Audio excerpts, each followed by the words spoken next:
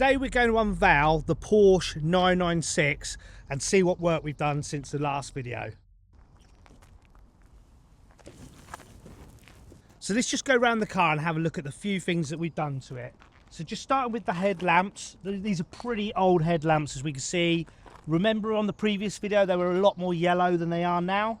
So we've obviously had these buffed up, cleaned up. We didn't replace them. I don't think it warranted replacing them, but you can see they look a lot better now than they previously did. Before we go right round the car, overall we've had a full detail and machine polish on it, and we've also had it cleaned on the inside as well. So all the interiors had a really good clean up, detail and clean up. So as you go round, you can sort of see, you know, all the black trim. It's not just a case of you're back to black crap. It's obviously been cleaned back and obviously, you know, sprayed up with some good lacquer and obviously, you know, colouring on it. Although we've had to unveil this on the previous video, you may recall we had the yellow calipers. They're all scraped up and everything. So we've gone obviously back to the original red with the Porsche logo.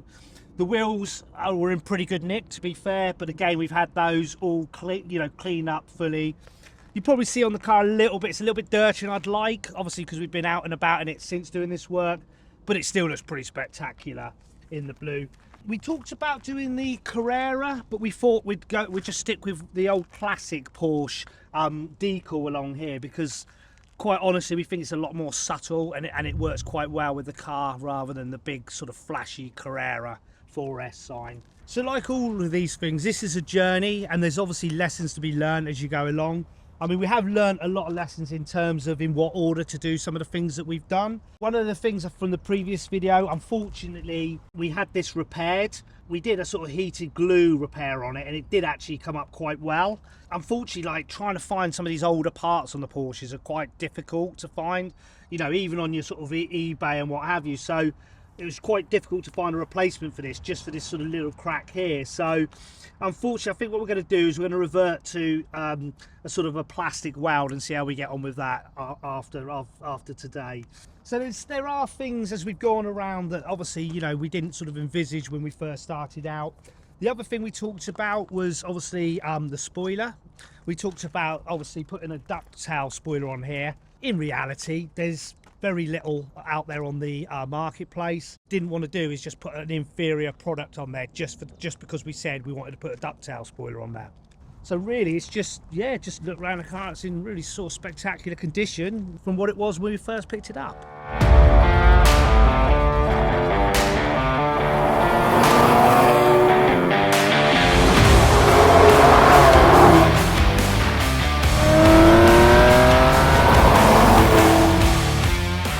So we've had a good look around the car. In terms of driving this car, I mean, for a 22-year-old car, there are some issues with it, and all really frustrating, really, and you sort of learn as you go along. So at the moment, the fuel gauge is showing empty.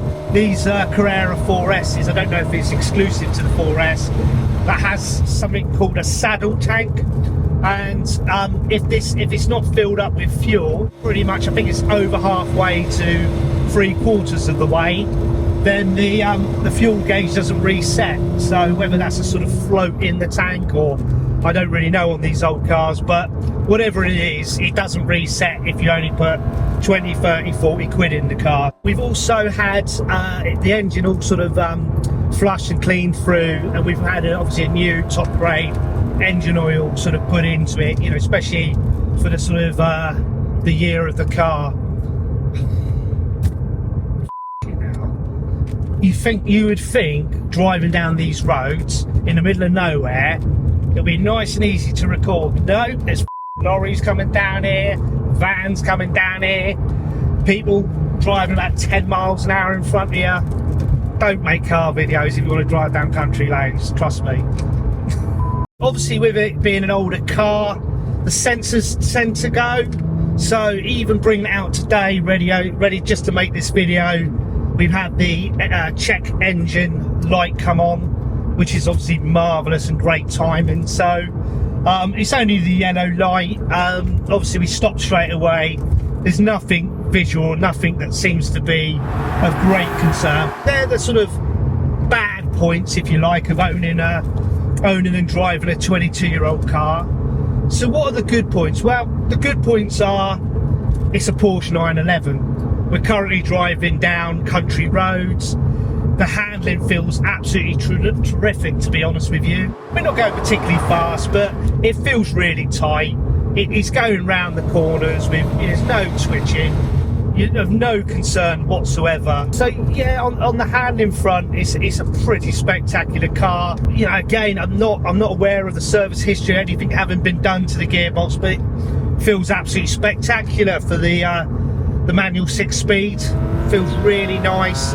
Obviously, I've mentioned just a minute ago the clutch has recently been done. So really moving through the gears, and as I say, you know, driving around these corners, the car is superb.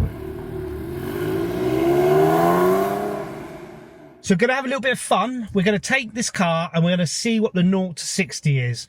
Out of the factory, this car was supposedly 5.1 seconds. So we're going to see what this car can do after 22 years.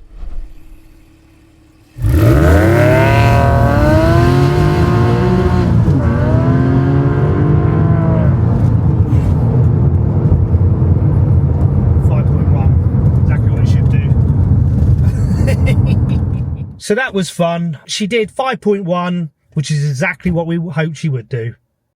I know a lot of people say the Porsche 911s, certainly the sort of Carreras, are very much a sort of, you know, a daily drive, and they very much are, to be honest with you. But as I said, it's going, oh, that's a sight. So we've just passed a mother duck with about 10 ducklings on a main road in the middle of nowhere. So I presume there's a pond around.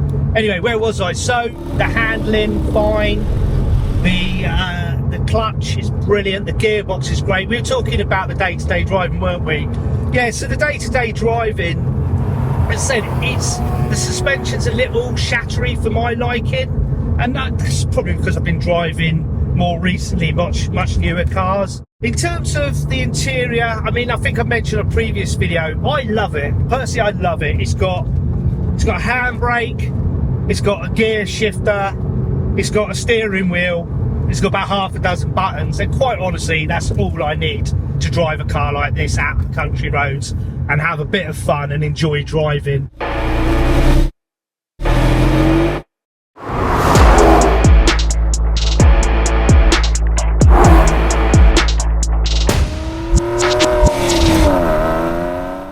So I hope you've really enjoyed this video. I mean, I've certainly enjoyed making it. We've had a really good look around the outside of the car. We've had a really good drive in it. And I think the key thing here now is this car's up for sale. We've done all we're going to do to it.